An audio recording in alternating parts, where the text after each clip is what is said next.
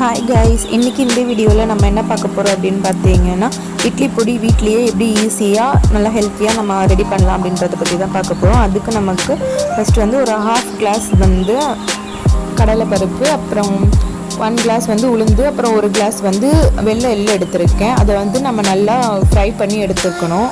நல்லா ஃப்ரை ஆனதுக்கப்புறம் வந்து ஒரு 10 to 20 காஞ்ச மிளகாய் எடுத்துருக்கேன். அதையும் நம்ம வந்து நல்லா ஃப்ரை பண்ணி எடுத்துருக்கணும். நல்லா பொன்னிறமாக வந்ததுக்கப்புறம் நம்ம ரெண்டுத்தையும் தனியாக எடுத்து வச்சுக்கலாம்.